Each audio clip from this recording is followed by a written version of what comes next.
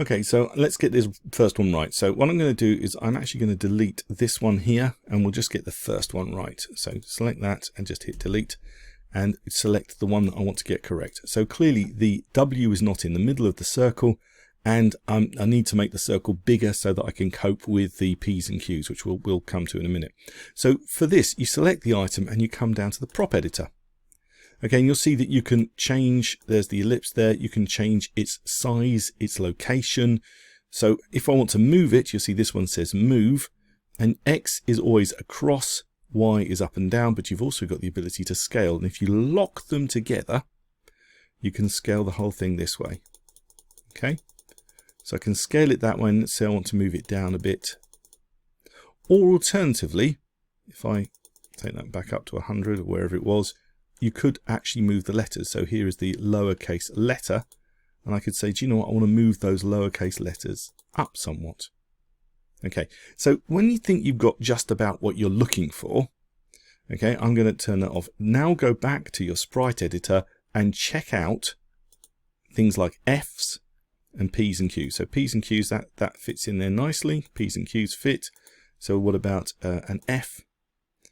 It goes nice and high, or a B. Yep, that fits nicely inside of there.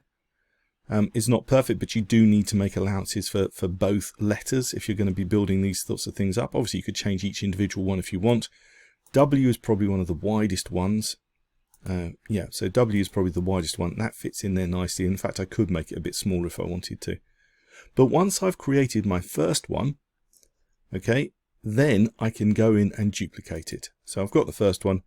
Duplicate it, start moving it, then hold the shift key, which constrains its movement, and you can decide where I want it to be. So I want it to be about there. Now, if I'm happy with that, okay, what I can do is I can come back to the first one, okay, select the first one, and I can open up the prop editor again, and I can come down and look at the tracking option. Okay, so there's that tracker, and I can move it to the edge of the circle. So if I move the X dimension, which is what goes across, and I move it till it's there.